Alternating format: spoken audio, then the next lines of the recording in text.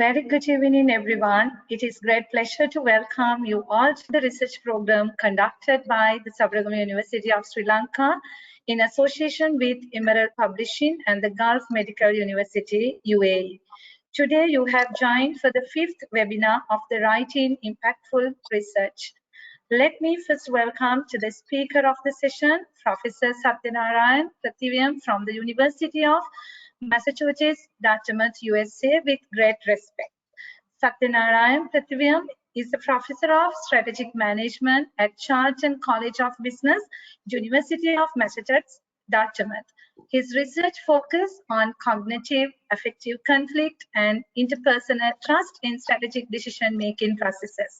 He published his research findings in many reputed journals, including Journal of Management, International Journal of Conflict Management, Management Research Review, Journal of Business Research, Journal of World Business, Journal of Strategic Marketing, Journal of Marketing Theory and Practice, Academy of Strategic Management, Journal of Strategy and Management, and many more.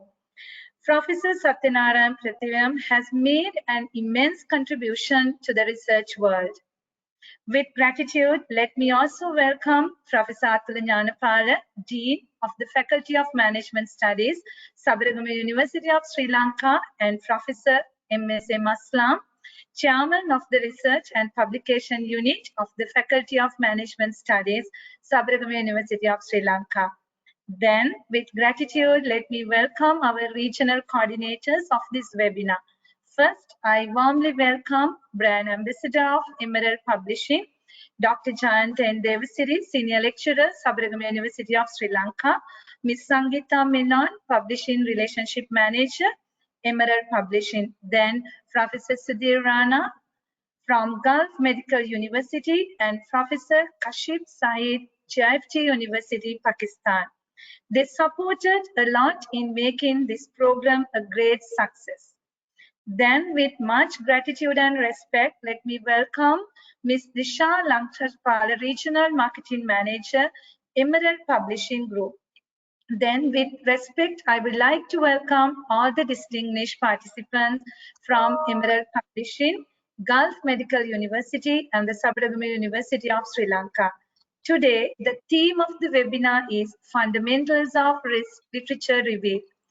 At the end of the session, you will be able to understand the rationale behind the literature review, how literature review is linked to present research, and dramatic changes in literature over the last 4 to 5 decades. Not only that, you would be able to learn turnaround growth in literature and the connection between the present and the future literature as well. Last but not least, audience, mainly our academics from all the universities worldwide, senior professors, senior lecturers, students, and researchers are welcome to the program to make the session live. Professor Satyanarayan, it is over to you, sir. Thank you. So, thank you very much. So nice of you for a glorious introduction. And then I, first of all, would like to say my special thanks to Professor Sudhir Rana and also Professor Jayanta Devasiri, who gave me the opportunity of speaking few things about literature review. In the beginning, let me confess that, you know, I am not that expert in the field. I'll try to do something whatever little I know. Can you all see the screen now? Yes, sir. My screen is visible, right? Everybody can see? Yes, sir. Okay, thank you very much. Yeah. Okay, so today's topic, you know, is writing impactful research, literature review. So this is organized by the Management Studies, University of Sabaragama University of Sri Lanka, Emerald Publishing, and Gulf Medical University, and presentation by myself, Satya Paraitam. I'm professor in the Department of Management and Marketing in Charlton College of Business, University of Massachusetts, Dartmouth. And let me begin my presentation. Then whenever, this presentation is meant for mostly the doctoral students, those who are interested in pursuing research in social sciences, especially like marketing management, human resource management, organizational behavior, strategic management, and so on. And we go through some of the fundamentals in research, especially when we come to the writing articles, especially in the good top tier journals. What are the things we need to consider, and so on. So let me begin my presentation. How to go to the mode. I am seeing all the viewers, right?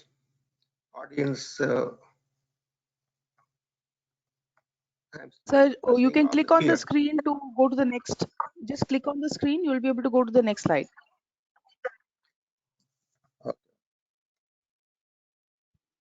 Okay. So let me start with this report. Every researcher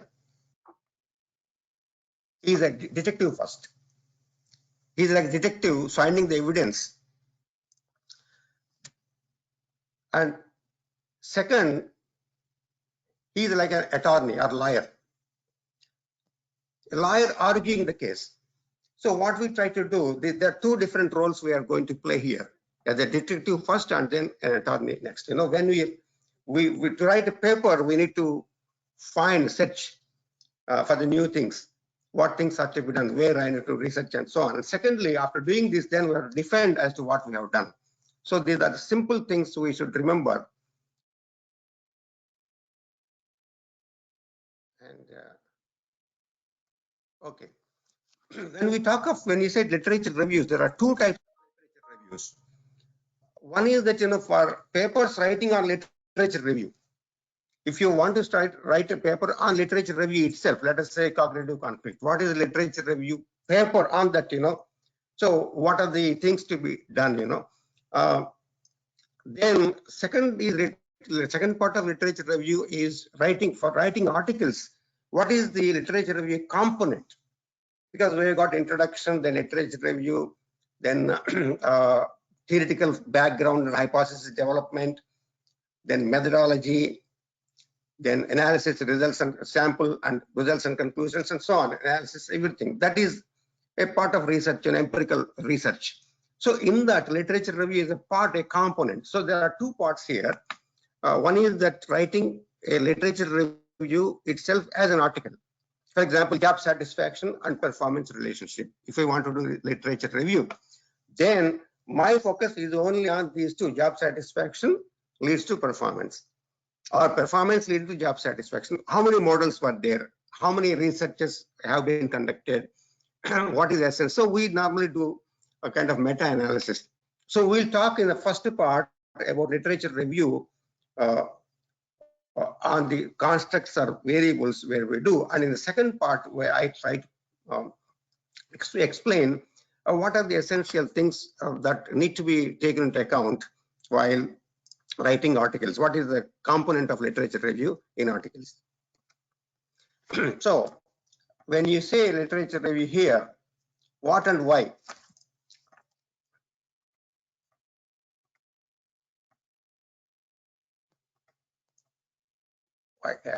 Okay. From the present to the future. So we study the literature here. When you see from the past, that is from the seminal pieces of the work. Okay, if it is knowledge management, then Anoka's paper, like that, from the seminal pieces, if you are talking about upper echelons theory, okay, Mason-Hambrick's paper 84, from that to here now. So how the research has been progressing from history. So we talk about history mostly in literature review. So this is actually, there is a classic paper that came out in Journal of Business Research by Henna Snyder. She wrote a wonderful paper from Norway, I think. So she wrote a wonderful paper on literature review. What are the fundamentals and how many types of literature review are there? So this literature review is a systematic view of collecting and synthesizing previous research. Systematic view is there is a way of collecting and synthesizing previous research. So it is a foundation for advancing knowledge and theory development. When you're developing theory, you cannot start theory all of a sudden right today. So there is a systematic development of theory, piece by piece approach, small pieces adding together, theory gets built up. And remember, in social sciences, theory is a very big word. Unless a view and approach has been empirically established to be true several number of times, then it becomes theory. Before that, it becomes view only. For example, resource-based view. We don't use the term resource-based theory because it has been tested so many times to become theory. Let us say another example you can say Leon Festinger's theory, right, in marketing. Social processing theory by Gilbreth. So they're all theories. They have been the views or approaches which are being tested against time tested, we can say. Only then they become theory. So literature review is a foundation for advancing knowledge and theory development. So what we do, it integrates the findings of previous research and lists all research questions that were unaddressed. Then you focus on them. I'm going to show you one small piece of meta-analysis that is done on job satisfaction and performance relationship. There are 7 different models being tested by done by previous researchers. That is by Timothy Judge and 2 of his friends. They came out with meta-analysis on job satisfaction performance relationship. It came in Journal of Applied Psychology sometime in 2001 or 2002. So it integrates the findings of previous research and lists out all the questions that were unaddressed so that future researchers can address on those. So they become the basis for the unaddressed questions form the basis for the future research. Even in our general articles we write, at the end, in the discussion section, we mention the important basic all the results from the present study, the limitations of the study, then contributions of the study. Then we also mention suggestions for future research. That is where variables which are not identified in the present research, the future researchers can take ahead and then they can conduct research. So these unaddressed questions, they form the basis for the future research. So, and first of all, when you do literature review, let us see whether this topic is interdisciplinary. Sometimes you got, for example, micro and macro and meso. Micro topics related to organizational behavior, micro. Macro is strategic management, macro. And when you combine these two, it becomes meso. Means some of the topics which we study in organizational behavior, they are applied in strategic management. That is when you're trying to explain or unravel the black box. Black box, that is where the processing is going on in the minds of the top management team members. When trying to analyze what they must have thought before making strategic decisions. So cognitive thinking process, when you try to explain that, you are applying micro. So interdisciplinary in nature.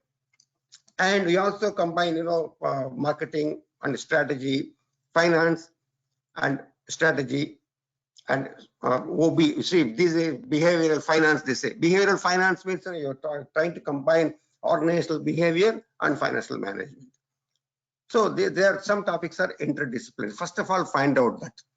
And when you are synthesizing previous studies, methodologies may be good, but if the previous studies were based on false assumptions, then results of the studies will be in question. If you take into account some studies which are based on the false assumptions, if you include those in your meta-analysis, then results will be subject to question. You cannot rely upon these results. So we have to see what methodologies previous researchers have followed in a particular area.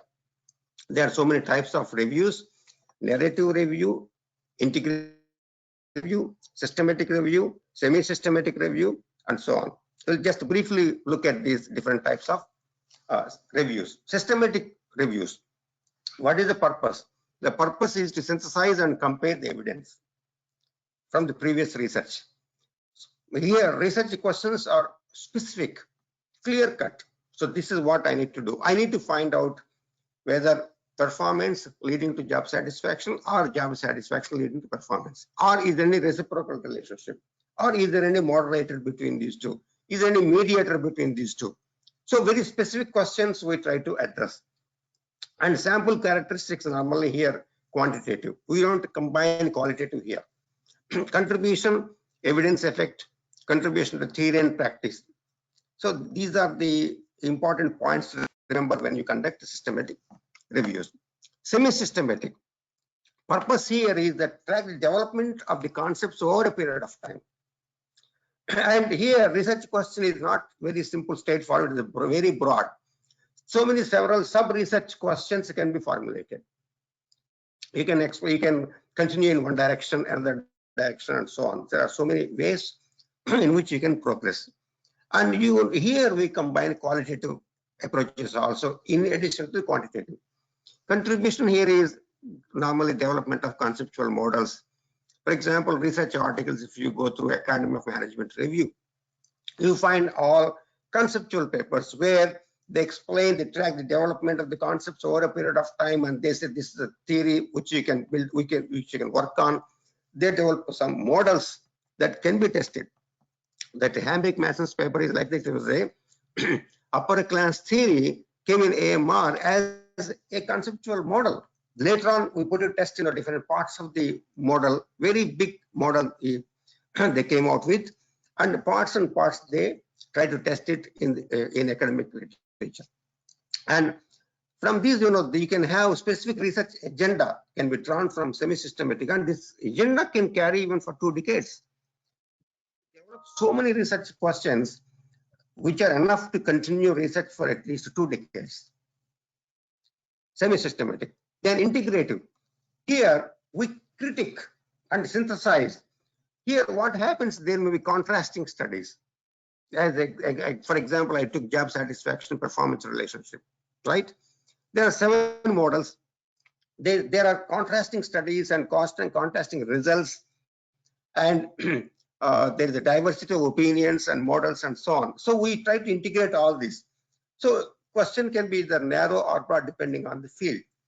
Sample normally quantitative and qualitative, we combine both. Contribution is we develop taxonomy, the classification, developing 2x2 matrix, like for example, Porter's generic strategies. They start with 2x2 matrix, low cost leadership and differentiation. Then they convert into one, then 2x2, that is focus, low cost, focus, differentiation. And 5th one is best cost provider strategy, as in between the category in the middle of the road. Normally the contribution is theoretical here. And various disciplines, if you see, psychology, narrative review. We find some problems from previous research and make suggestions. In management, we conduct systematic review. We provide guidelines for future research, help, for example, publishing an Academy of Management review and marketing, Academy of Marketing review also. Human resource management, integrative in nature, because it's this like a human resource management, not a separate discipline as such, you can say. There is a interdisciplinary approach here. You have contributions from knowledge management, decision information sciences, you have information technology, you have, because human resources, they span throughout the organization in different areas. In marketing, they are there, in production, they are there. So this is like you have integrative review and suggest guidelines for future research. In marketing, systematic review papers help in publishing an Academy of Marketing Sciences. It's almost similar to that of Academy of Management review. So various disciplines have different types of approaches when they conduct literature review. What are the steps in literature review? First of all, design the review. Ask, why is the review necessary? When was it done previously? Suppose if meta-analysis is done in 2000, 2021 on interpersonal conflict. Okay, on conflict, you can say cognitive conflict and affective conflict and process conflict. If it is done in 2021, then immediately if you do in 2022, it doesn't make sense because not much will be progressed in 1 year. So if it is done, let us say in 2010, okay, 10 years is enough time, then you can conduct. So first to decide when it was done previously. And you know, well, editors don't like replication of studies. You know, Professor Rana will agree with me, right? If you any replication, first of all, that is a candidate for desk rejection. Something new you have to show. Okay. So here we clearly define the purpose, scope, and a specific research question when you design the review. Second, conducting the review. First, read the abstract. There are 150 papers. Read the abstract. Select only if you feel the topic is relevant to present review. Then read full text. Identify certain terms and capture those terms and see whether these are available in other studies or also not. So like this, you compile various studies and then throw studies which are not necessary, retain only studies which are very important, especially from your design point of view. And analysis. When you do analysis here, you have list the authors, the year of publication, year and publication of where it is published, what is the sample size, what are the findings. Prepare a long table first before analyzing. Then you have to analyze it. You know, you can see what is the Q test you can do, and then also see what are the correlations between the variables, and what is standard deviation, sample size. So all the you do analysis using software and then bring out the results in easily understandable fashion, because you're dealing with different samples, different methods of analysis. You're combining all this into one and then seeing whether any significant relationship is existing between the variables being studied, and what is the nature of relationship, what is the causality. Is as we mentioned before, that job satisfaction performance relationship, there are 7 different models they examined, and they found out there are differences in approaches, difference in ideologies, and differences in the philosophies what they follow. Some say satisfaction leads to performance. Some say no, performance leads to satisfaction. Some say both are interdependent. Some intervening variables may be existing. Similarly with regard to conflict also. So many here for developing conceptual papers, sometimes they use qualitative studies. If you see some in some universities like Karen Jen, and then in California in Stanford University, I forgot her name. She does always research in qualitative areas, qualitative research. Then writing the review, present the findings in a usable way. So this is what I just would like to show this paper. Then we'll come back.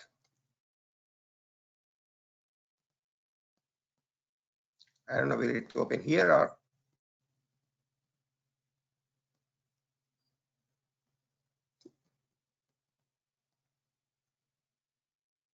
Oh, it's taking time.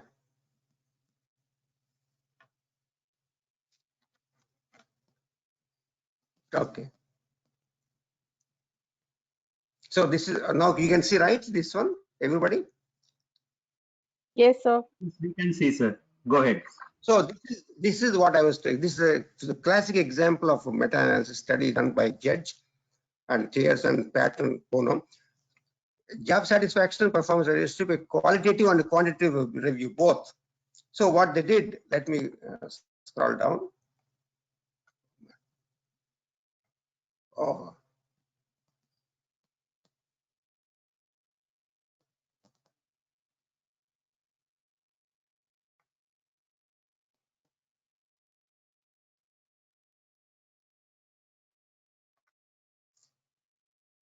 I want to show actually scrolling down, those 7 models, what they did.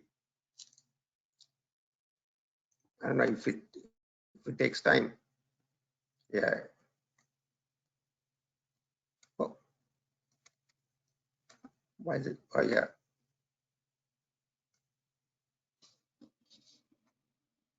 Okay, now it's working. So here, see, this is what I wanted to explain. See, model 1, satisfaction leads to performance. Model 2, performance leads to satisfaction. Model 3, they are interrelated, they are interdependent. Model 4, there is a mediator between these two. Model 5, there is a moderator between these two. Model 6, two independent constructs, one leading somewhere and another leading somewhere. And 7, job satisfaction effect performance, job performance is performance. There are 7 models they analyzed here. It's very comprehensive. Model 1, what are these studies being conducted in model 1, and model 2, what are the studies conducted like this. They went on, good to read, and we can grasp as to how intensive or in depth sorry, these studies are. Excuse me. I'm just scrolling down, you can see how big it is and summary. Then they did meta-analysis. After reviewing all these, then they reviewed what are the results and which one is going to be more. Later on, they recommend this model is good. Results of the searches, then quantitative versus qualitative both. So what are the rules for inclusion of meta-analysis? They specify the conditions or rules. And then procedures, they explain what is the procedure. Then overall results and comparison. It's how they do, as I mentioned, Q test, right? Q and mean coefficient of variation and confidence intervals and percent and variance in the standard deviation. You can do this variance actually, standard deviation square. Then Q, then mean correlation coefficient, then confidence intervals, coefficient of variation. So when they do, they conduct like this, and then moderator analysis. It's very comprehensive, and you can see results of moderators. Moderators, source of correlation, measures performance, measure of job. How did they measure this global measure, or what kind of measure they use? And here, if you see the top one, top tier generals, 103 generals they took. Other ranked generals, 76. Unranked generals, 41. Unpublished dissertations, actually, you can say, 92. So they take into account all, and they see total number, 21, 11, 5, 15,000, so on. Total sample size, you can see. And discussion and future research. Here they will tell as to what are the, here they listed out actually. Let me see future research. So this is what, from this to here, if you see from satisfaction to performance, these are the moderators. And these are the mediators. These are the mediators from satisfaction to performance. And performance to satisfaction, these are the moderators. These are the mediators. So they explain everything as to very comprehensive analysis. And see here, future research agenda. So many topics. So for 2 decades, actually, one can carry this kind of research. That is what is the essence of the meta-analysis.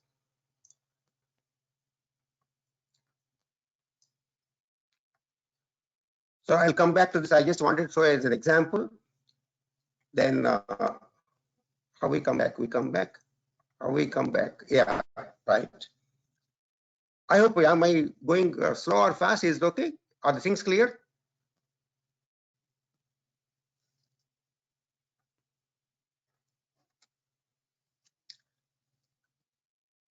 Can you hear me? Yes, sir, we can hear you. Oh, okay, please, yeah. Thank you. I'm just taking feedback sometimes, if the voice breaks or something, if problem comes, okay. Then literature review. Now that is about literature review, writing literature review article, I explained.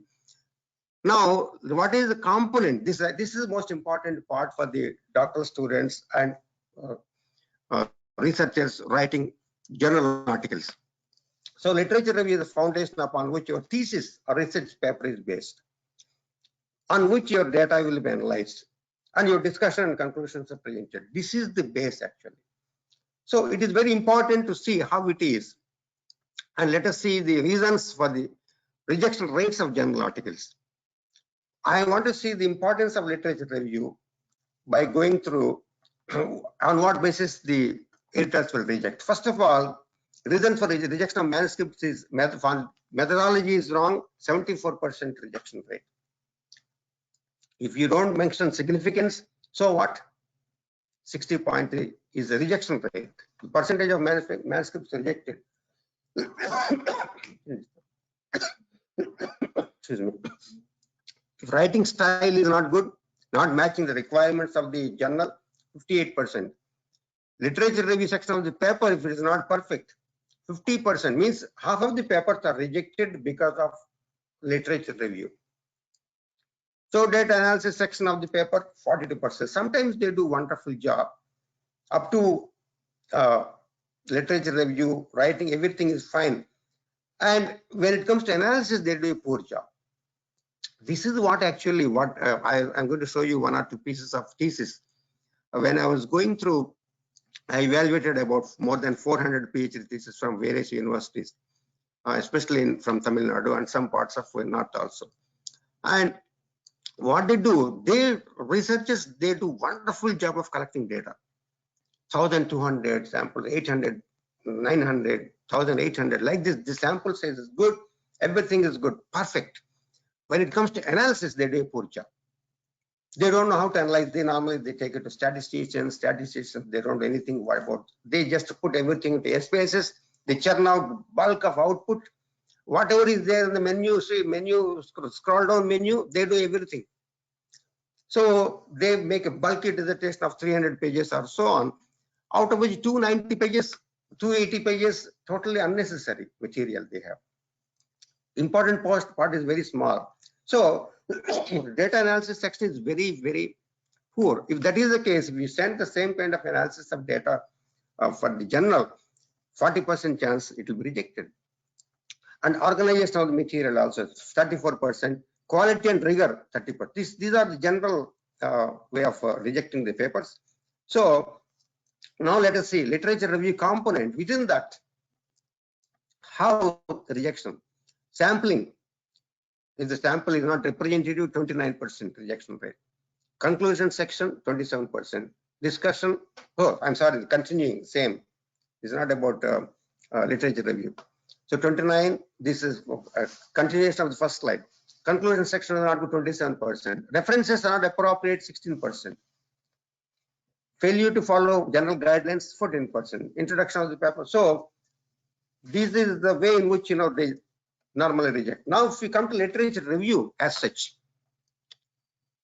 if you fail to place a study, if you cannot place a study in a broader context, 25% chance it will be rejected. So failure to establish a theoretical framework, 12%. Old and outdated sources we quote. 2021, when you quote only 60, 70, 80, 90, even 2005 also is very old. They say no.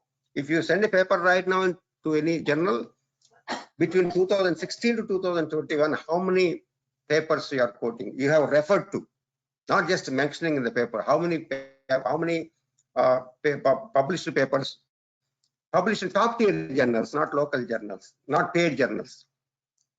There are more than about 350 or 400 journals which are blacklisted. They are paid journals and nobody will read them. Sorry, there is no visibility of publishing in those journals.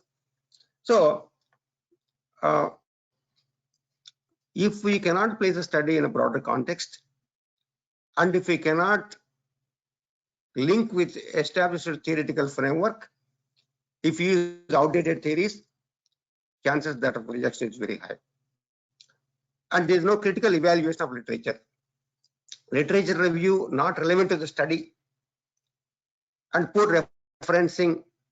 They don't cite key sources. Sometimes, of course, even we miss, that when we complete a paper, if there are 55 references, we might miss 1 or 2, or maybe 3 or 4. We can put them back later, because in the process of writing, we may ignore some. But if you don't cite key sources at all, if you don't refer to them, it means you are not going through seminal pieces of work. That is very, very important. Any area, if you take, any sub area you take, you go to the starting point of that. What are the seminal works being done? From there, what is the progress till date? How it has been progressing? Everything has to be incorporated. I'm going to tell again, once again, later on at the end, what literary review does not mean. It is not just compilation of various studies and put them into one chapter. We'll go to that eventually. So, references stacking, too many references for few short points. Sometimes what they do, they write one sentence and 20 references they put in the parentheses. And 50% of them may be irrelevant. We call that references stacking, we call that. So only appropriate references, only studies which are relevant to what you are mentioning, the sentence, particular sentence you're writing, that should be mentioned. And contradictory. Sometimes literature review argues in one way and you contradict that one. So you have to justify why you are departing from literature. Repetitiveness is to be avoided. Repeating same thing at several places, sometimes they do in the introduction. Of course, abstract you mention, then introduction you mention, then in development of hypothesis you mention, same thing. No, do not repeat any information. And plagiarism, this is another important thing to be avoided. Of course, in there is a plagiarism check we do, and sometimes researchers engage in self-plagiarism, which is also not good. Suppose if I write 2 papers, one paper I wrote on knowledge management, another paper also on the knowledge sharing, let us say. I cannot use same sentences, same language. I cannot put it from here to here. No. Paraphrase it or change it, use another language and so on. So even self-plagiarism is also not allowed. It's not expected, it's not allowed, and it will not be appreciated. People come to know immediately. And fundamentals, carefully focus on the topic. My researchers, especially interested in thesis publication, are going for thesis, and also going for writing papers. Identify top 5 journals in your area. This is very important. Top 5 journals in every area. If you take marketing, Journal of Marketing, Journal of Advertising, Journal of Marketing Research, Journal of Retailing and Consumer Behavior, Journal of Retailing and Consumer Services, and Journal of Marketing Theory and Practice. Top journals. If you take management, you can say Journal of Management, and of course in marketing, Journal of Business Research. And if you take management, Journal of Management, Journal of Organizational Behavior, you can say Novi area, and Academy of Management Journal, conceptual papers, Academy of Management Review, take. Then strategy, you take Strategic Management Journal, and Administrative Science Quarterly, of course, is a mix everything. And then Management Science, Organizational Science, these are all top. Journal of Applied Psychology, Journal of Applied Psychology and Social Psychology, Applied and Social Psychology, and the Personnel Review, Journal of Personality and Social Psychology. These are all top journals, where you identify in your area and then start from the seminal pieces in your field of work, whatever your area. When you select seminal pieces, in every there are seminal pieces, research is what, as I mentioned, Mason and Hambrick's upper echelons theory, right? Leadership, for OBA people, Leadership Quarterly, another one, purely based on leadership theories, they have. And when you take these, see the progress of the field in the area. I've seen most of the times those students engaging research, what they do, they take only one paper, one model. Okay, let us follow that. This should not be. When you select a topic, at least you have to go through 200 to 250 research papers in that area. Then you decide about the topic, then go further. In those pieces, you have to see the classical pieces and how it is progressing. And in every research article, it's not just reading them. Sometimes what students do, they read the abstract. They take the abstract. Okay, this is study. Another one, another. So 100 studies, they take abstract and put them into one chapter. That is not literature review. Literature review means when you identify the model, what the previous researchers have done with regard to the relationships of the variables in your model. Let us say if I have, always I'm taking job satisfaction, you can take like psychological capital, emotional intelligence, and emotional exhaustion. Let's say I'm taking these three variables. So literature review doesn't mean that, an emotional exhaustion, what all research is done in emotional exhaustion, will be about 1,000 studies. And another 500 studies maybe on emotional intelligence, put them into one. Turnover, let us say. So it's not like that. We have to, between the variables, what is the relationship? Only those you have to include. Other things you just ignore. You don't have to. And sometimes what they do, they consider this like writing a textbook. I saw one or two examples of the thesis, PhD thesis, how they have done, how they represent the variables. They write everything just like a textbook. Let's stress. The research was on stress, a small topic of stress. Stress, different types of stress, physiological reasons, biological reasons, cognitive and medical sciences, all the research is being done. The stress is a very vast area. They mentioned about 100 studies on the stress, and they don't touch upon the variables in what they are studying.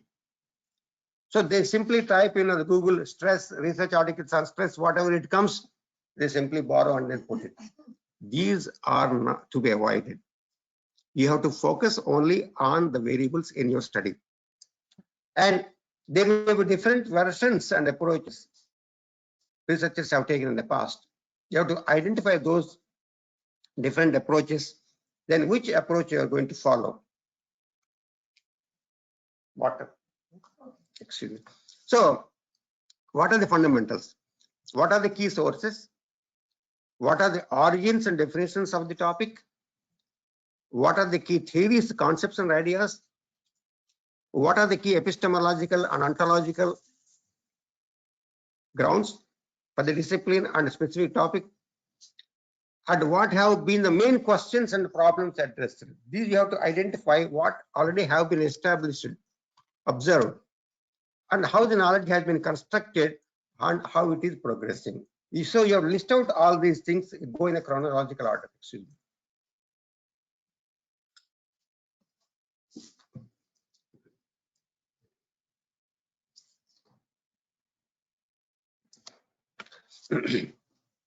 Literature review fundamentals here. When you go through papers, I'm just going little small deep into the discussion here. There are hard side and soft side. Agreement or disagreement on the problem type. It may be very hard agreement or there may be disagreements, soft type, There may be methodological pluralism. As we mentioned, there are so many different types of methodologies. If you take marketing, you can have survey-based research, you can have experimentation, and you can have qualitative research, conducting personal interviews, and so on. So methodological pluralism is existing. And you have to see which one is the correct area. You cannot go from one to another, depending on what has been done in the past. And Another way of dichotomization is pure versus applied. Some researchers consider the application, knowing what and knowing, and applying also, right? One is a pure, one is applied. So which one you're talking of? And convergent versus divergent. There are some shared or fragmented ideologies and values, and people disagree. There are so many disagreements even among the researchers. Simple example: if you write research paper sent to the review, the editor sends to for the review. One reviewer may like your approach. He may say, okay, recommend with minor suggestions. Other reviewer say, no, I did not like the approach, reject it. What does it mean? The concept is same. Whatever you presented, right? When one reviewer is agreeing to this, means he is agreeing to your ideology, your methodology, your application, your analysis, right? He's agreeing. Another one is disagreeing, means his idea, his methodology is different. He may think, oh, you should have applied different approach. This is, for example, recently I sent one paper sometime 6 months back to one journal. I did hierarchical regression. And reviewer came back and asked, why did you apply hierarchical regression? Why don't you go for Hayes macro process? This is the latest trend, why don't you apply that? Then I replied to him, I did Hayes macro also. it doesn't do anything extra. Only if you have three-way interaction, you have multiple interactions, then you go for Hayes macro processes. So we, as researchers, we try to employ the tools which are necessary for a particular model. We do not employ wrong tools. We employ correct tools. But from the reviewer's point of view, he may think or she may think that this tool is not appropriate. I consider another tool is important. So there are differences in ideologies, difference in methodologies, there are different opinions. So they are convergent. So one reviewer is convergent with my thinking, another reviewer is divergent with my thinking. So there are fragmented ideologies and values. So, but still and once, the very surprising, one interesting thing, the one paper we sent to one journal, then when one reviewer agreed, okay, fine, excellent, fine, go for, I recommend it, accept it. I recommend. Second reviewer said, no, reject it. Editor took the side of, they said the policy is that even if one reviewer says reject, means we reject. Then I sent a cool small email. How that totally divergent opinions, sir. He gave a reply to me. It happens in in academic life that people differ, and we cannot argue. Their approach, right? Their opinion. So it's not that these paradoxical issues will be there in academic research area. Same thing research also. So we have convergent opinions and divergent opinions. We have to deal with both. Am I clear? If I am going fast, please alert me. I can go slow. I'm going to give some time for question answers also after completing it. So what are the fundamentals? Sorry. Fragmentation of content and method. When you say fragmentation with regard to content and also method, especially in the research community, quantitative versus qualitative, another example. Some people like qualitative, some people. This wonderful quotation on methods, we call that. It makes it tough to know what to know, especially as specialization spawns research communities that often sometimes cannot talk with each other. Organizational researchers commonly adopt positions regarding management practices and organizational decisions for which no accumulation of evidence exists, or where at least some of the evidence is at odds. There is no agreement. There is no particular evidence. This is true. I am correct and you are wrong. There is nothing like that. They differ. The fragmentation. And here I would like to focus also on what literature review is not. Literature review is not just putting all the previous studies, researchers in one chapter. Literature review is not compilation of various studies, whether relevant to the variables in selection of research or not. Sometimes researchers make 100 studies and then put them in. They find out research gap, right? At one small paragraph they write. That should not be. That is not literature review. It is not mentioning the previous studies in a chronological order. They say, okay, 2021 start with 1974. 74 Mr. X, set like 75, 76, 77, not like that. That is not. Citing information from standard textbooks is also not good. I have seen so many times, of course, some books are important. Like, I can invest, on regression. And we see most of the times, that Hare and et al., we can say the textbook on multivariate analysis and so on. But the basic textbooks should not be included in research. Some seminal pieces you can have, of course. And citing information from websites. Sometimes we say they go to websites and Wikipedia like this, we should not encourage researchers to use websites in research. One or two pieces, maybe some information. Let us say that 70% of the people in India, they live in villages. It might have come in some Times of India or some newspaper, that you can have something like that, or some site. And Government of India publicizes sites. You can say, you can take reliable sites, and then not any site, whatever it comes, you can say no, that is not acceptable. I wanted to show you some examples of some of the thesis, as to what they have done to show you what literature review is not. I just wanted to show one or two pieces, okay, with your permission. These are all, of course,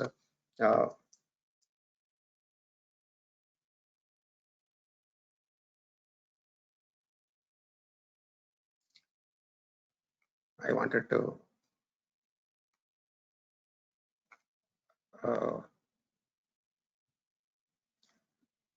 I want to go to literature review section and see what they normally do.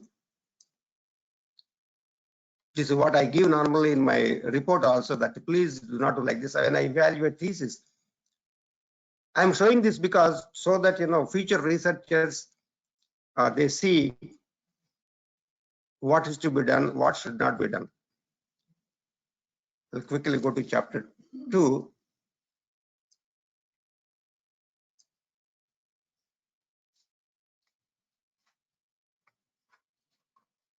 So they already got PhD, so there's no problem in showing, because it's publicly available documents, PhD thesis, Sometimes they say how you are showing PhD thesis, which is it's not confidential. It's publicized. The thesis is not confidential. After the viva voce is done, when degree is sanctioned, then anybody can go through any dissertation in the world. I just wanted to show as an example. One or two examples I show, because I know some of the doctoral students, from Tamil Nadu also must be attending this, and students who are pursuing research, also writing dissertation stage, they may be. So this is about Ayurveda, medicines, doctors, medicine treatment. Okay, these are, there's so many introduction, they have so many things, they statement of problem. This is okay, no problem about this. Highest objectives of study. I wanted to take you to the literature review. Chapter 2, literature review. See, this what the researcher has done is Indian reviews. Okay, Bhavana et al. Conducted a study of this. Okay, done. Okay, then another study Sangeeta Lakshmi has done in 2018 study, right? Then another study Sharma et al. 270 submit. So all these things, and Imtiaz Mir et al. in 2017 studied this. So the compiling, you can see various studies. But what is the relevance of, if I say what is the relevance of Tanuja Patna, first of all, this is not the way of citing. You have to cite only last names. You cannot say Tanuja P. Patnagar. No, should be Patankar and Patel. The first name, middle name should not be there at all. So these are the simple fundamentals researchers have to follow. How to cite the people inside in-text citations are not proper.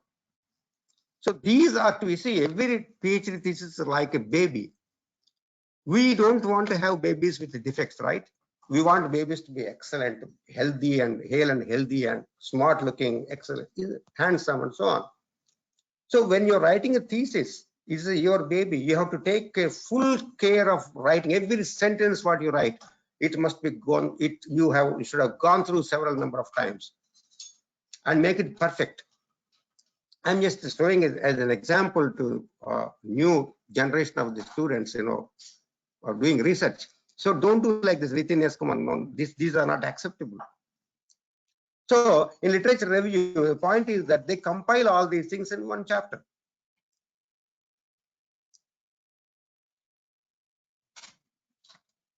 Are you seeing what I am seeing? You say so many chapters, so up to 75 Indian studies are done. Then international reviews. What is that? So literature review is not just compilation of various studies and put in one chapter.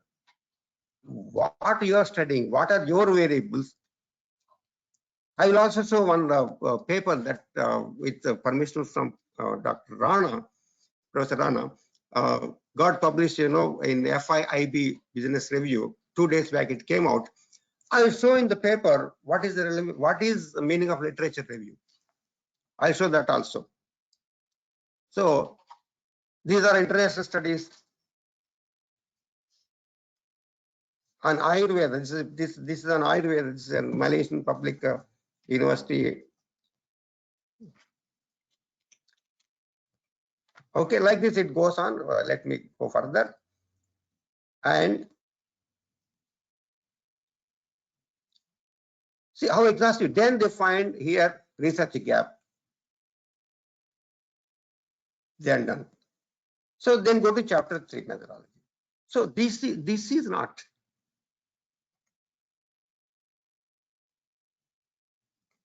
So come back to we'll close this, right? If I close it, I'll come back, right? This one. So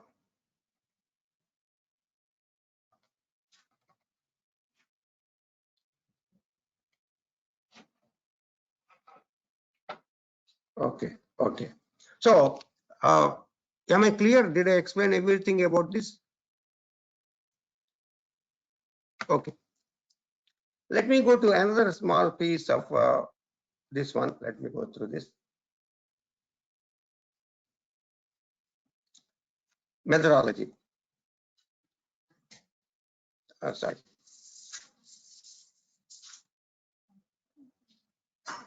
So in this case, this is actually consumer buying behavior towards two-wheelers. Okay, that's good. This is a marketing topic.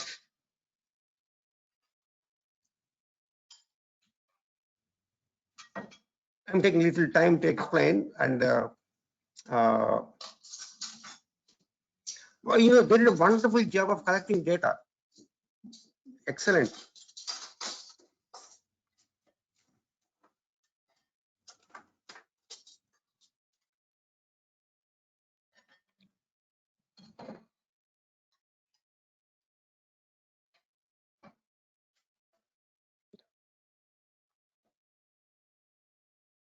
Literature review. See, here after the literature review, they see the profile of two-wheelers industry in why we need the profile of defile marketing, two-wheelers market in India. Okay, what is TVS Motor Company profile, Hero Motor Company profile, Honda? Why? Why are we interested in company profiles? That is one chapter. I'll show you.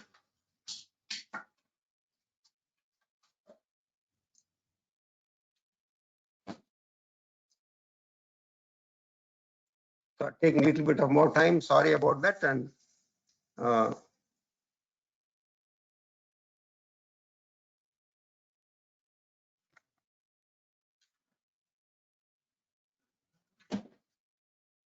Concept of consumer behavior.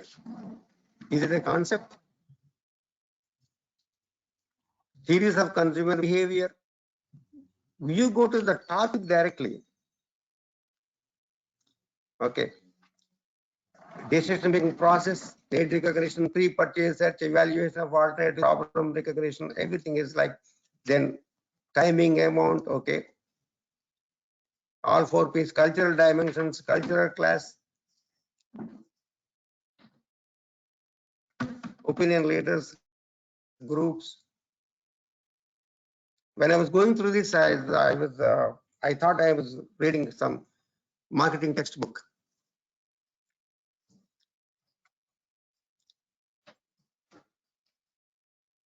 The consumer's perception of two-wheelers, that's all. That is the topic actually here.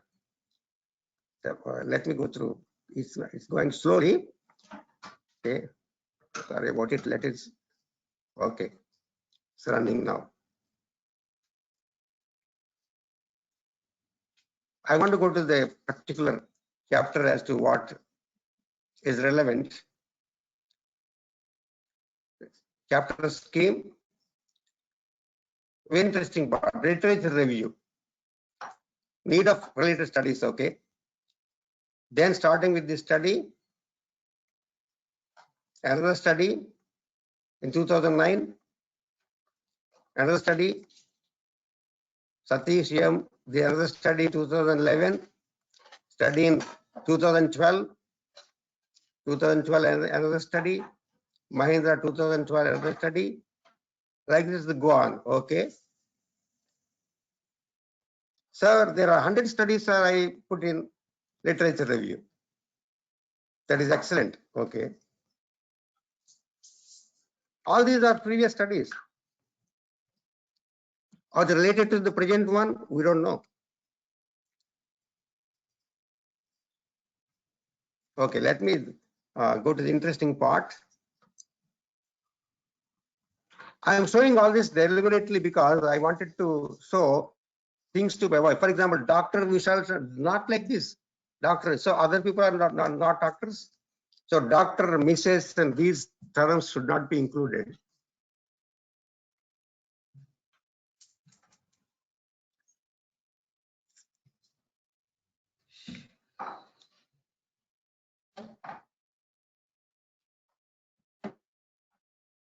So taking little time. Okay, they're all literature reviews, very, very exhaustive. Okay, 2016. Okay, we are coming approaching now near 2016, 18. Okay.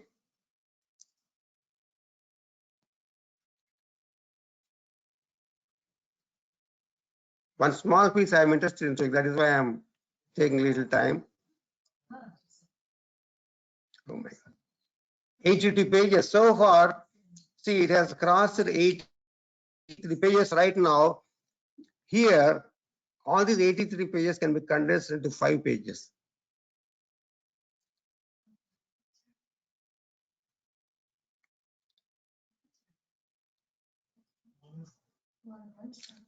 One second. Now, second.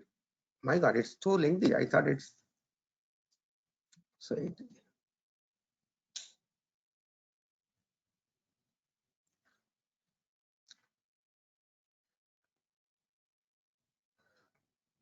Oh, research gap finally we got here. Chapter 3. This is what is the necessity of this chapter? Profile of two-wheeler industry in Sivagangai district. You know, here they say define marketing. Oh, first consumer behavior, then marketing came here. Okay. The two-wheeler market in India. This is what I wanted to show. Two-wheeler service centers. How many service centers are there here? Two-wheeler sales in India. Okay.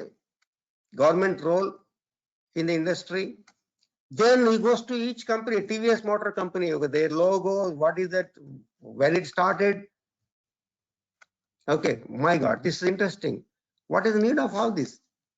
Current available, how many are there in TVS? Then went to Hero Motor Company, how many are there available, right?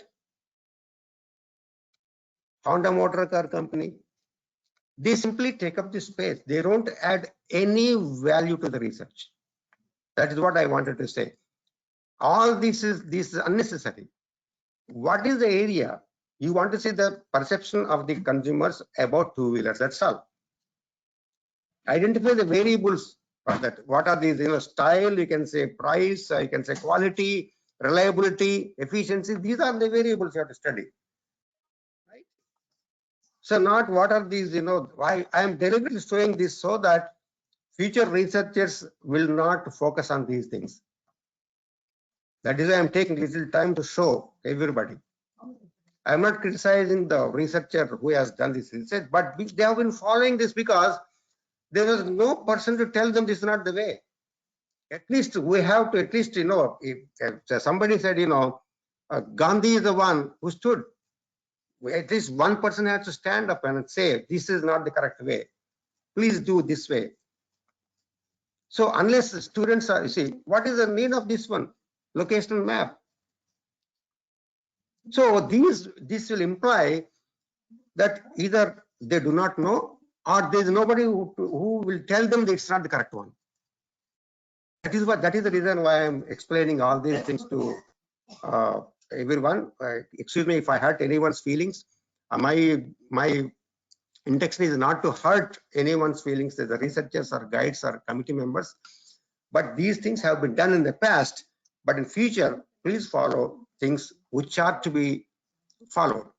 So influencing, now this is the part actually. Okay, they did analysis part.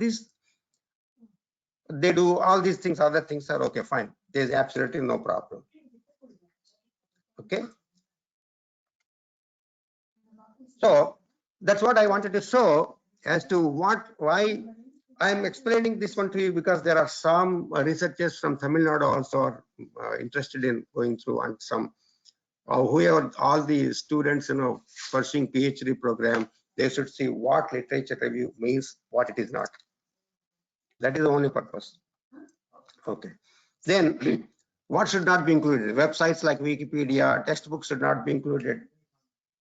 And we can include, for example, I can invest Pedauzour and Skemelkin textbook on methods. It's a very good book. Pedauzour's book is a Bible, wonderful book. Every researcher should have this book.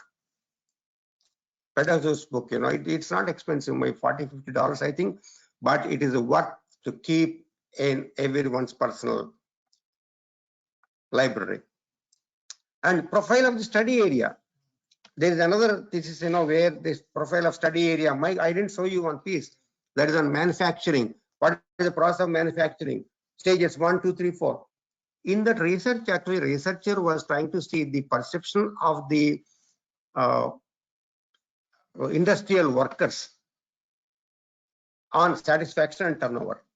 When you're talking about perception of the workers in iron and steel industry, you don't have to go explain the process of steel making process, stage 1, stage 2, stage. All these are unnecessary. So, for example, here, if a researcher has selected employees in software industry in Pondicherry, they include the profile of study area. What is the Pondicherry region? What is the geography? What is topography of Pondicherry? What is history? How Britishers came over there? All this is totally unnecessary. These should not be included in literature review. If the researcher is studying HRM practices in manufacturing industry in Tiruchirappalli, I have seen that in the dissertation, they explain in chapter about Tiruchirappalli. How many temples are there? How many mosques are there? How many churches are there? What is the map of Trichy? Right? That is all. And this should not be included. I think sometimes I may find critical, but these are the facts. So, should not include sample in the title. Simple example, the study of self-help groups in Pondicherry, study of self-help groups in New Delhi, study of self-help groups in Punjab. No, reference should not be mentioned. Instead, mention variables in the study. What is the relationship between the variables? So let me recap here. Am I going okay? Can you all hear me? Yes, sir, we can. Okay, thank you very much. So Summary, what are the important points in literature review? Recap. It should be focused, be clear about the scope, boundaries of the review, and should be transparent, follow an appropriate system, not rigid, and explain in detail how the review was conducted, should be conclusive, make clear conclusions about what we know, what we do not know. What is the, do you find evidence or do not find evidence? See, you may say that, well, you have relationship between X and Y.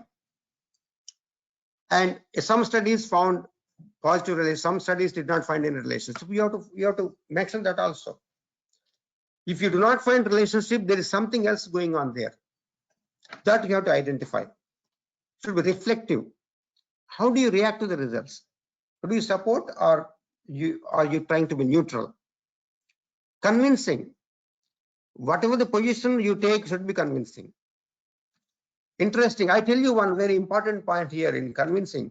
Sometime back, I think I'll take 2 minutes to explain. Sometime back, my area of research is the conflict.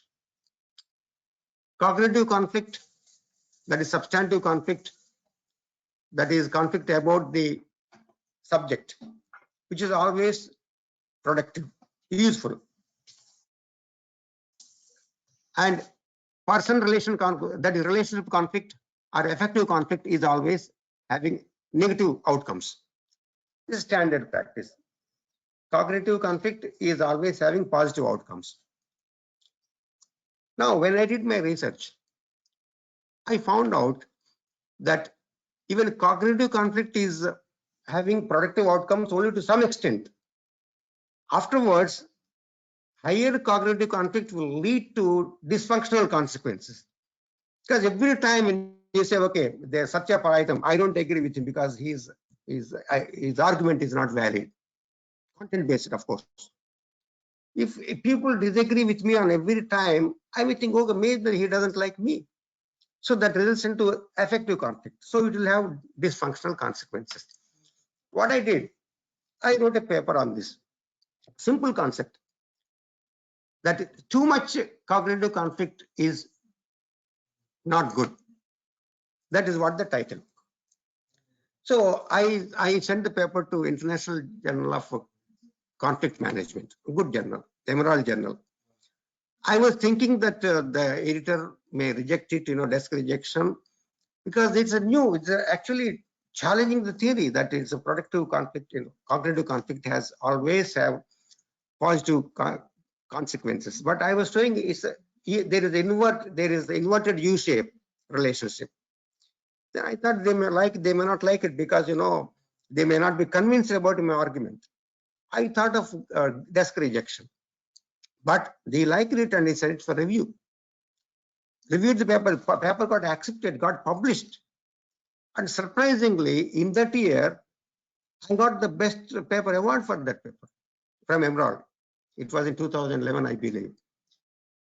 That paper where I felt is going to be candidate for desk rejection, that paper got published because it was convincing. I have taken the position that is convincing to me, convinced to everybody. And what surprised me is not publication. What surprised me is that I got the best paper award for that in that year. So then I realized, okay, it means if you make some contribution, even a small contribution, editors will like it. So interesting. So point out things that are counterintuitive or challenging to theory or assumptions. You make it. If you agree, if you're right in your conviction, your results, don't hesitate and bring them. So these are the points to I wanted to show you as an example, I think with the permission from Professor Rana.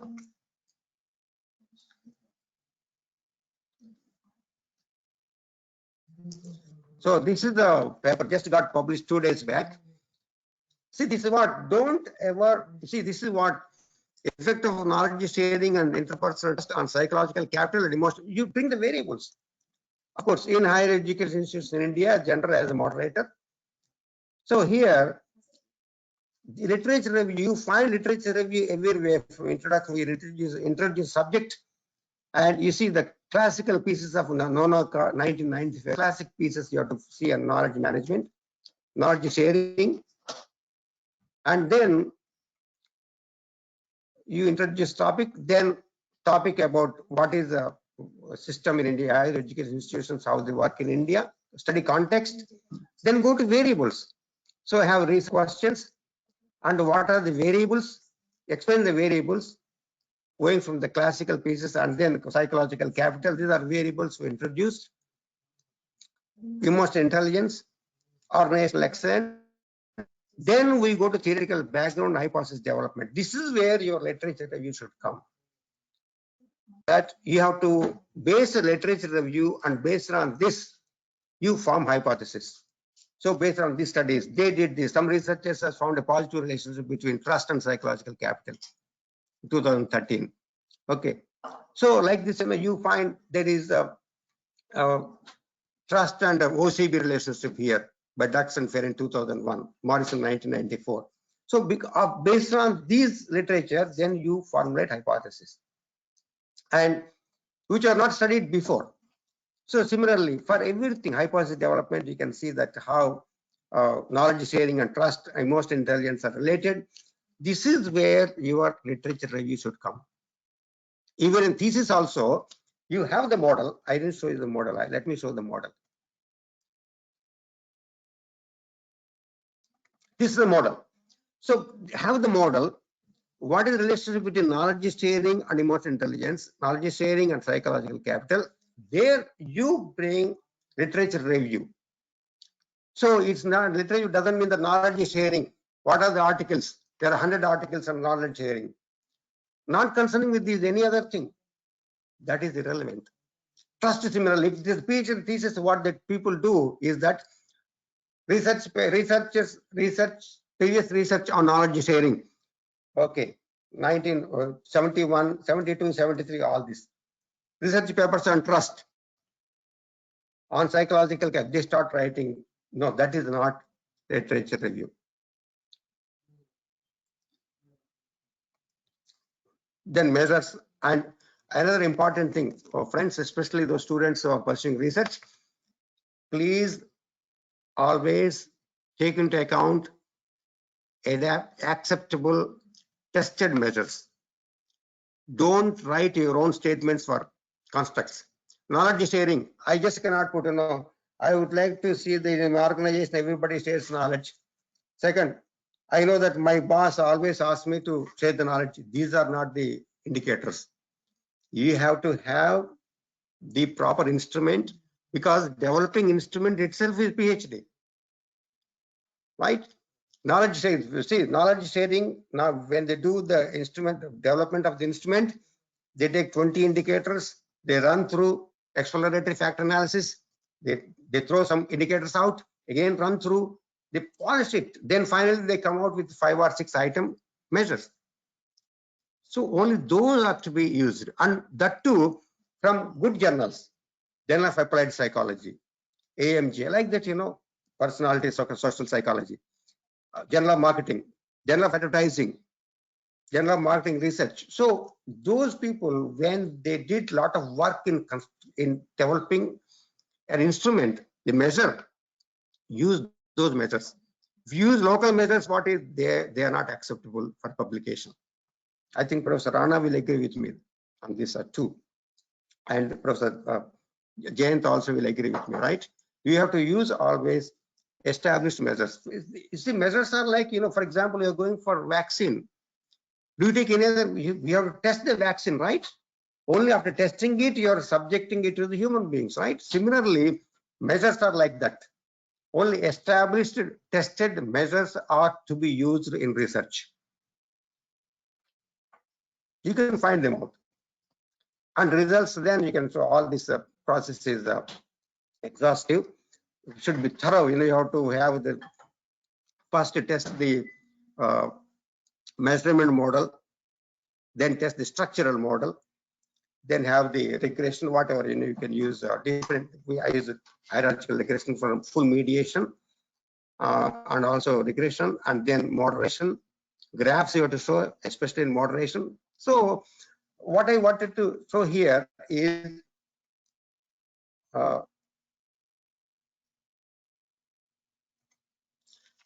So when you write research paper, literature review should be reflected in developing hypothesis. It is not just putting authors' names in different chronological order. This person has done this person has done this, not like that. So these are the fundamentals we have to remember. So I think let me end here. I think I have almost taken 1 hour 15 minutes or so. I would be interested in taking some questions.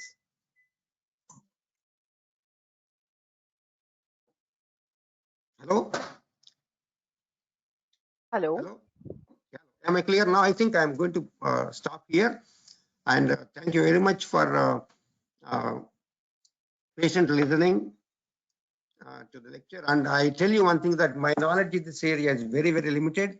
And whatever little I know, I wanted to impart among the students and research scholars especially. And I'm not expert in this area. I'm just trying to explain some few fundamentals, whatever little I know. And any questions I would be willing to take. And I would confess that since my knowledge is limited, all the difficult questions, I'll pass them on to Professor Rana or Professor Jayant. All easy questions I will answer. Thank you so much, sir. So I'll begin with the first question. Yeah. The first question we received is how to do literature review for scale development. Yeah, that's good. So it means you are interested in developing a scale. That itself is a PhD, right?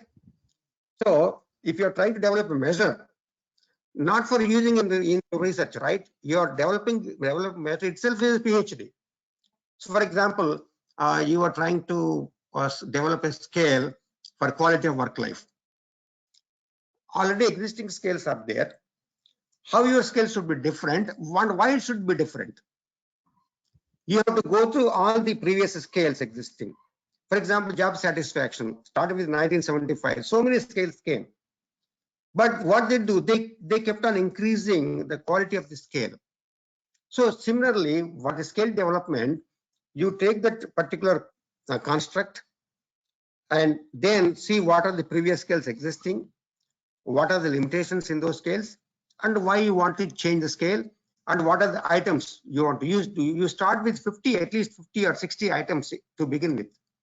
List them out, and then you have to do some pilot study.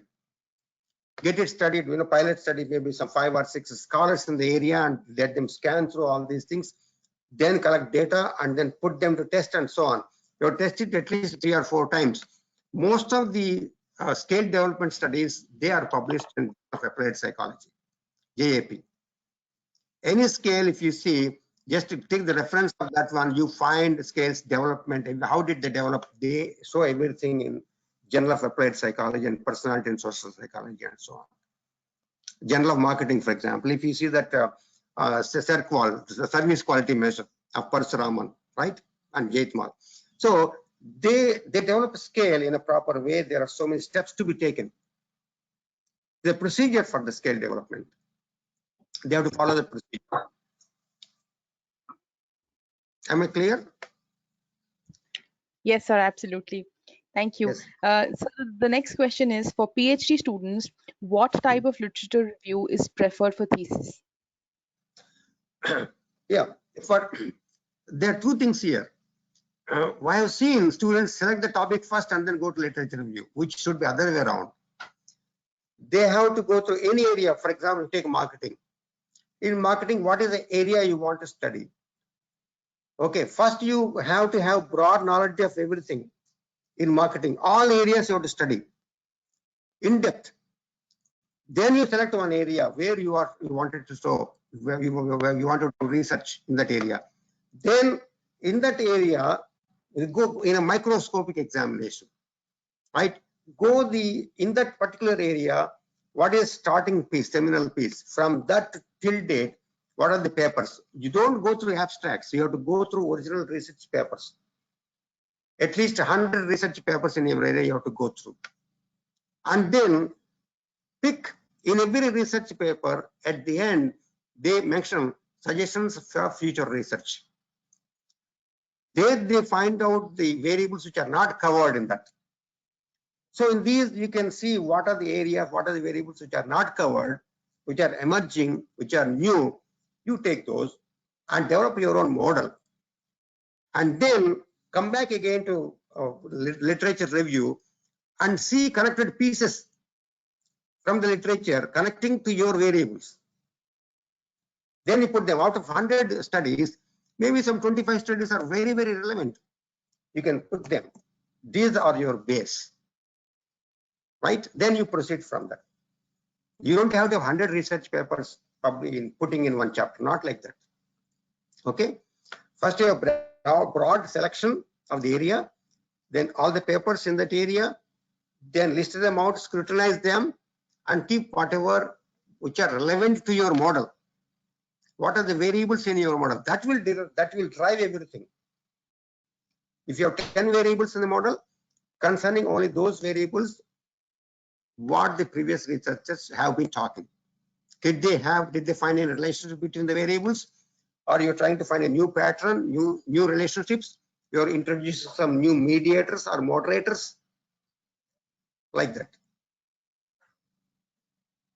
Am I clear? Yes, sir.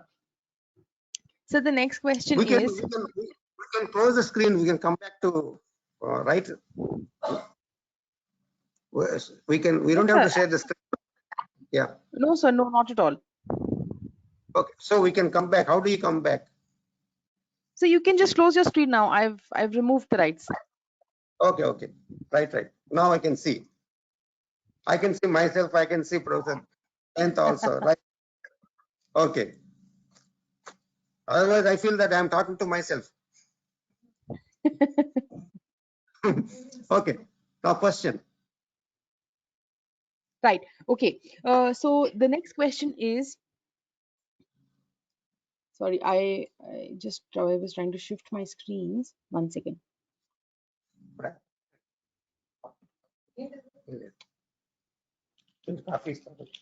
Yeah, please, sir. Question. Yes.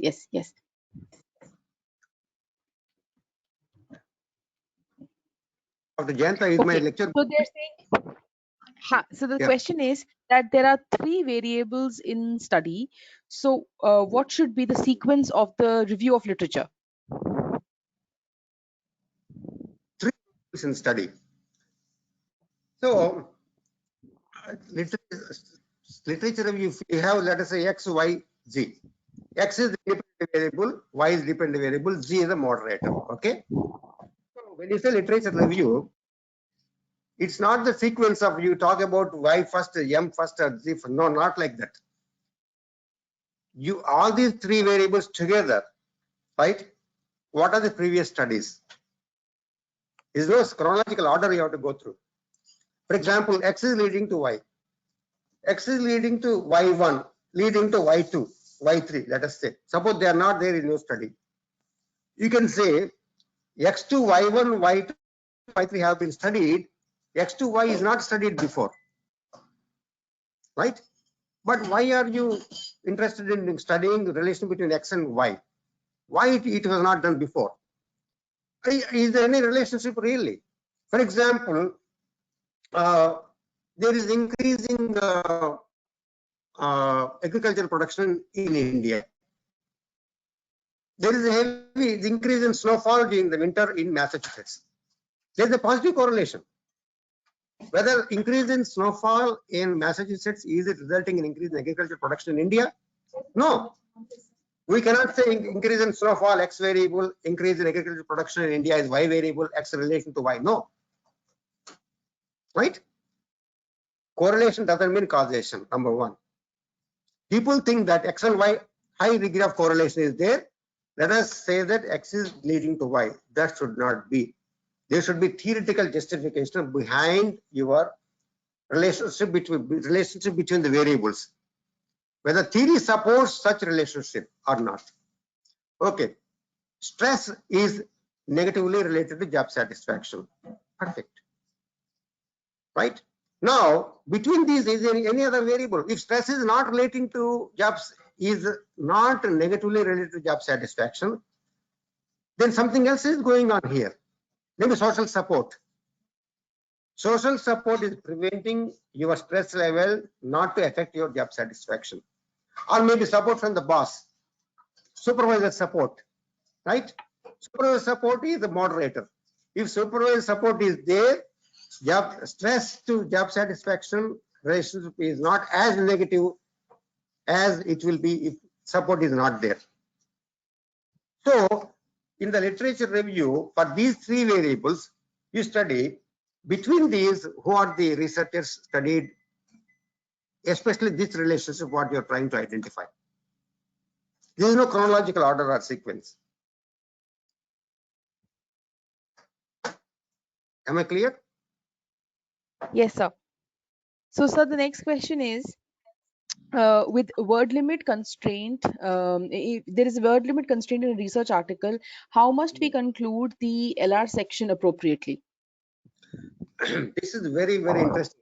I find sometimes myself in this problem. They say 2,000 words, 6,000 words. Sometimes analysis takes you to 10,000 words. If you have a big model, right? And you have to run the analysis, you have 4 or 5 tables, 4 or 5 graphs, they take up a lot of the space. And you definitely will touch 10,000 words. But if you cut down the introduction and literature review and then development hypothesis, you're not doing justice. You cannot cut down the result section. What normally researchers suggest is that don't have more than 5 or 6 hypotheses. If you have 15 hypotheses, then it will be very long. You have to justify each and every hypothesis. You have to have at least 2 paragraphs of justification to that leading to your hypothesis, right? So don't have more than 6 or 7 hypotheses, 6 hypotheses, not more than that. Then you can restrict your size of the article. Once I remember 3 months back, I submitted an article which ran to 12,000 words.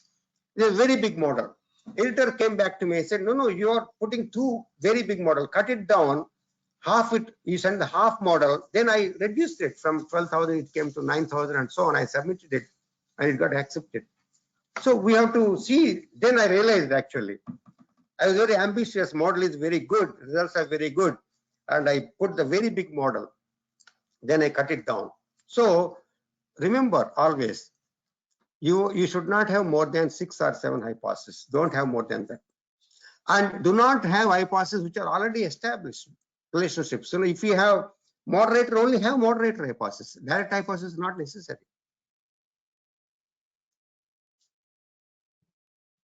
Am I clear? The question? Yes. Yes. Yes, yes. So the next Very question is, yes. So the next question is that if we are to quote key resources, we may have to quote from old research, research which is between 1995 and 2000. Will it be Yes. a problem? Why should it be a problem? No, it should not be. You can quote, for example, positive organizational behavior. So psychological capital. Concept introduced in 2002 by Fred Luthans. So you have to quote what exactly he meant by the positive organizational behavior and psychological capital. Then he himself recently redefined the term HERO. He mentioned the acronym HERO, So then I mentioned that also in the article. So 2002 paper and 2019 paper, how he changed it. There's nothing wrong in putting it. But don't exact copy paragraphs. You don't ever take more than 1 sentence or 2 sentences from those. Okay, and inverted commas, put in the page number, everything, good source. Okay, that's very, very important. And you have to cite original sources of the people who really came out with that construct, not in secondary sites. You cannot say that this has been cited by this. No, go to the original site. This is what I see sometimes, people, what they do. They take this, if I quote, for example, they say, Professor, this has been quoted in Professor Paraitam's pen. No, not like that. Go to the original site and there is no problem, absolutely no problem in quoting.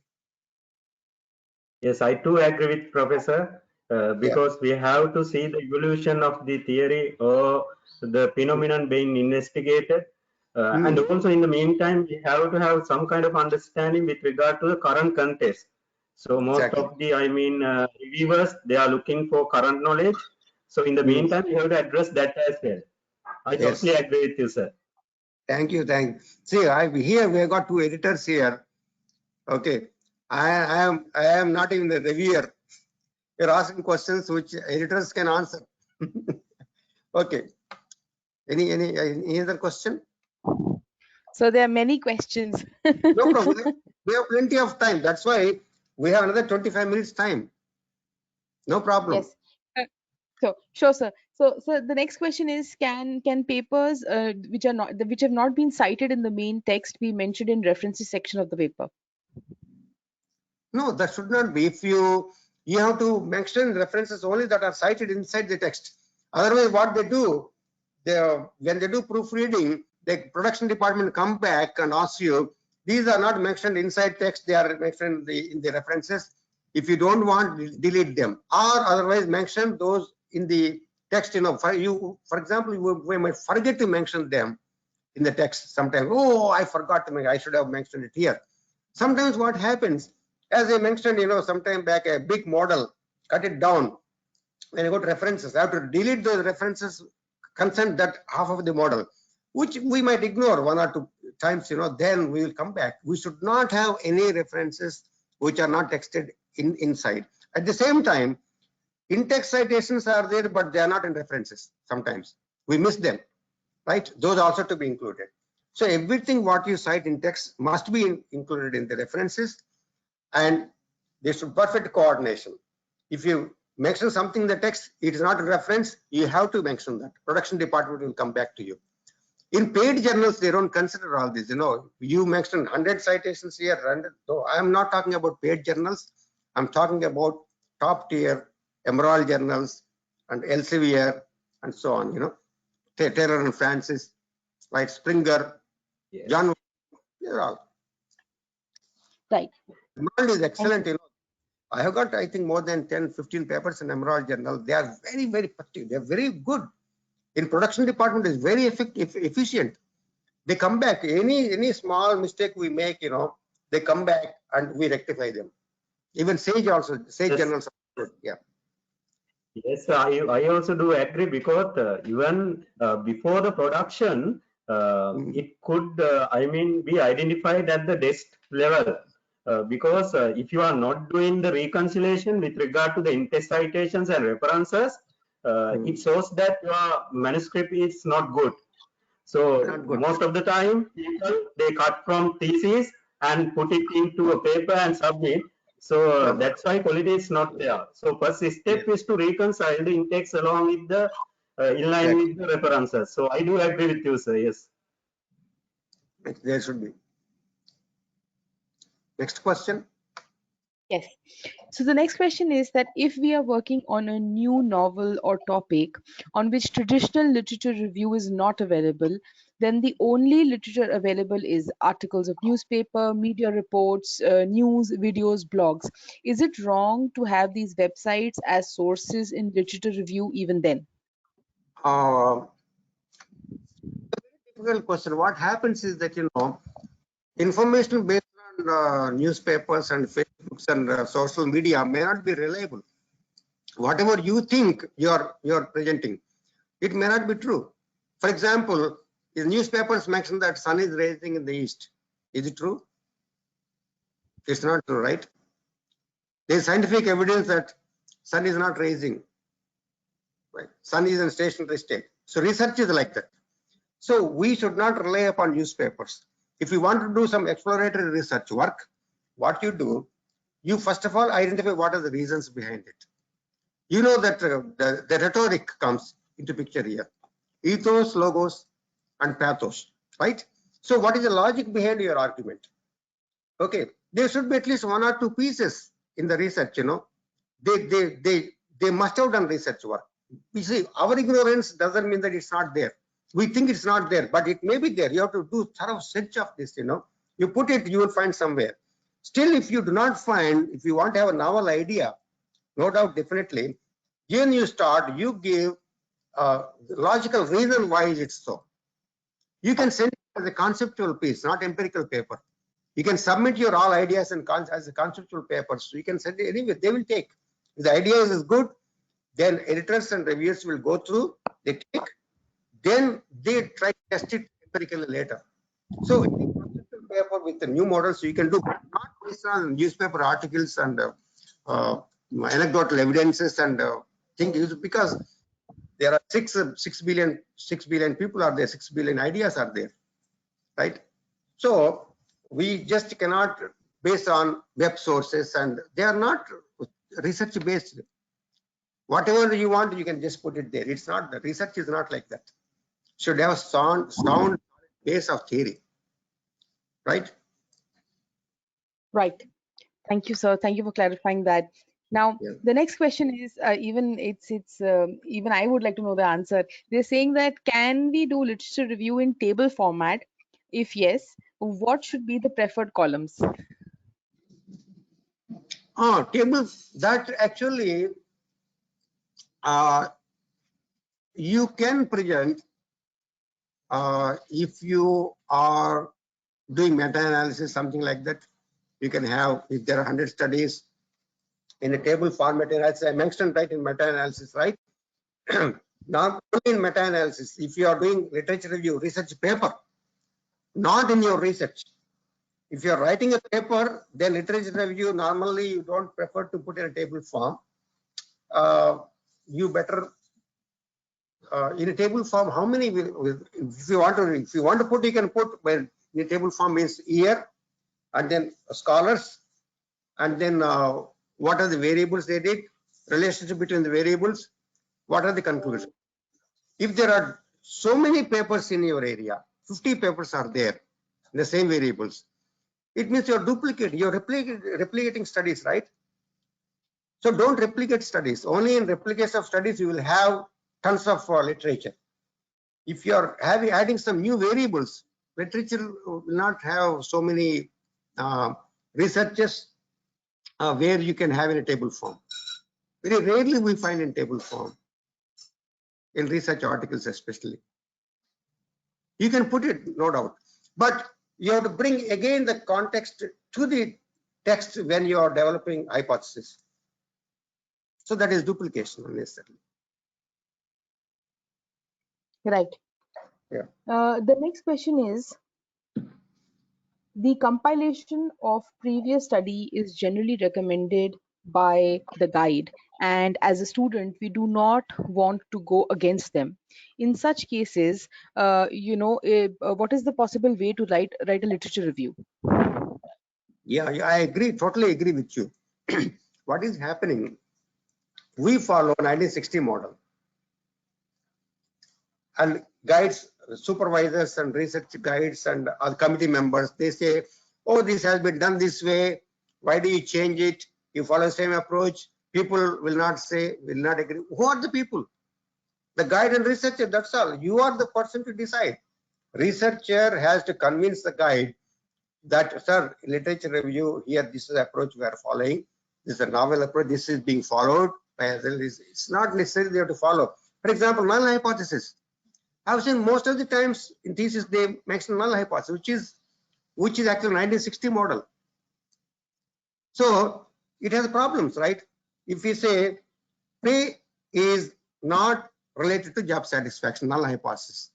If null is rejected, what does it mean? Pay is related to job satisfaction, but in what way?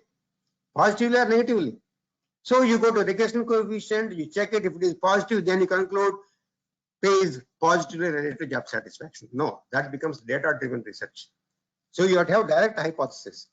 Similarly, in literature review also, if guide doesn't agree, most of the times, they just follow the pattern. It has been done this way, let us follow it. So you don't have to. You can, what you have to do, sir, I have seen, you can show some contemporary thesis from Western universities and so on. So this is the pattern they are following. What is wrong with it? Please convince. So let us break this approach and follow the latest one. This is all old approach, that is old, sir. What is relevance of that one? Previous studies in one chapter, you can convince the guide. And if guide is convinced, then no problem. I agree with you totally that, they are very, very, they say we have been doing this way. Other committee members may not agree like this, they may say. But slowly we have to have some. That is why even the guides have to follow the latest trend, what is going on. I won't really blame either the guide or student or the university. System has to be changed. There's somewhere we have to have the break and bring it, bring novelty, bring something new and so on.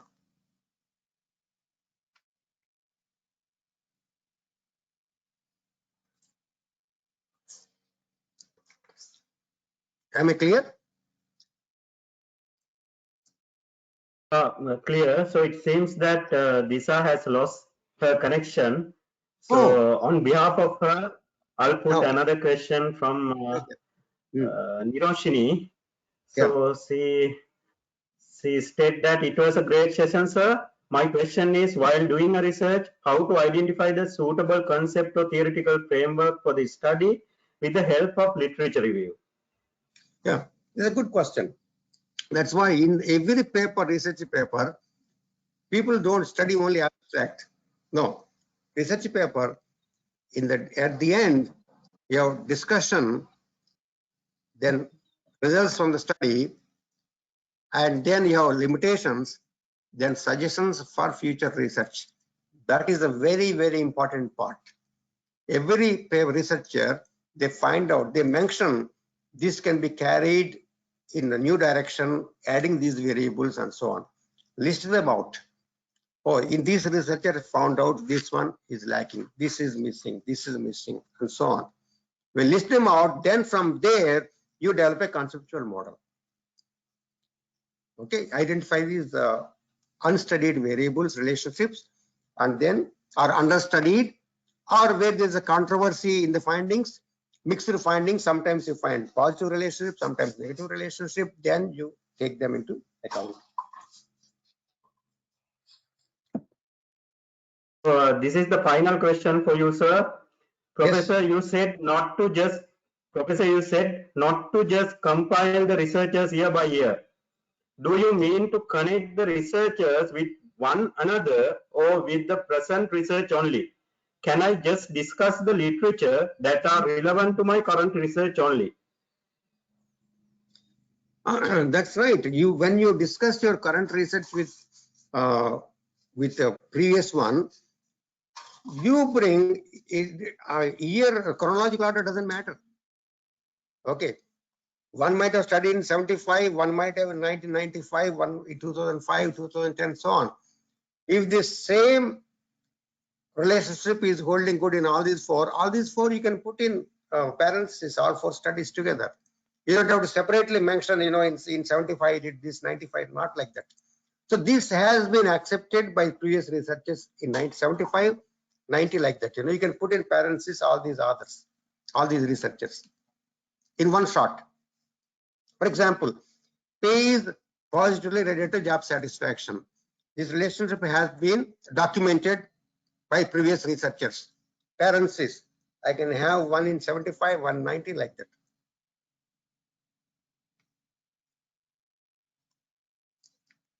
Am I clear? So now I would like to invite Ms. Navodya Hapuhinna in order to deliver the thank you note. Oh.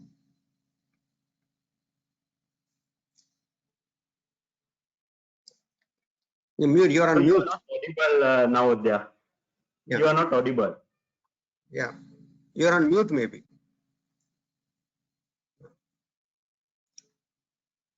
No, she's on mute, I think.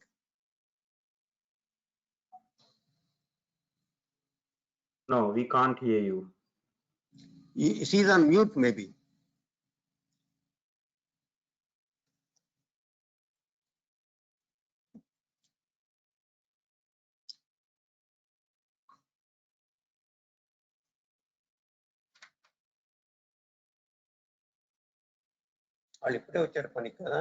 You can try again, ma'am. Now you are not muted anymore. Yeah, now try. Yes. Is it clear? Yeah. Yes. Okay. Very good morning, Go ahead. good evening once again. So I'm Nawadya Hapuhinna from Sabaragamu University of Sri Lanka. It's my privilege to have been asked to propose a vote of thanks on this occasion.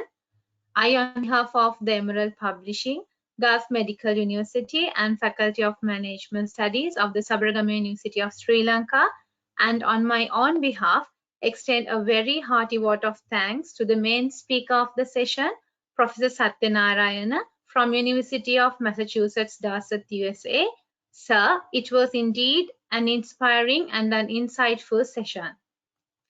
At the outset, I would like to express my profound gratitude to the Faculty of Management Studies of the Sabaragamu University of Sri Lanka, headed by Professor Atula Jnanapala. Further, I would like to express my special gratitude to Professor Aslam, the chairman, and all the other members of the Research and Publication Unit of the Faculty of Management Studies for this unconditional support. I would also like to express our sense of obligation to regional coordinators for their kind guidance for this event, and also in helping us in strengthening various mechanisms. In particular, the support rendered by Dr. Jayantha N. Devasiri, Senior Lecturer, Sabaragamu University of Sri Lanka, Ms. Sangeeta Menon, Publishing Relationship Manager, Emerald Publishing, Professor Sudhir Rana from Gulf Medical University, and Professor Kashif Saeed, Gift University, Pakistan. In fact, they supported a lot in making this program a great success. Then, with great gratitude, let me also thank Ms. Disha Laknapal, Regional Marketing Manager, Emerald Publishing Group, for the support rendered in making this program a great success. Then, with great respect, I would like to thank all the distinguished officials from Emerald Publishing, Gulf Medical University, and from Sabaragamu University of Sri Lanka. Finally, I would like to extend my sincere thanks to all the audience, all the senior professors, senior academics, visiting faculty researchers, industry participants, partner university representatives, media presenters, and research students for their active participation. It is needless to say, but we have been fortunate enough to be backed by a team of very motivated and dedicated colleagues who know that their job very well and are very much result oriented. So I am extremely grateful to all these members of Emerald Publishing for their continuous support. I cannot thank everyone enough for their involvement and their willingness to take on the completion of this task beyond their comfort zones. Thank you all once again. Have a nice evening. So thank you very much. Thank you very much, Professor Satyanarayan. So we will meet up again next week, 12:30 p.m. IST.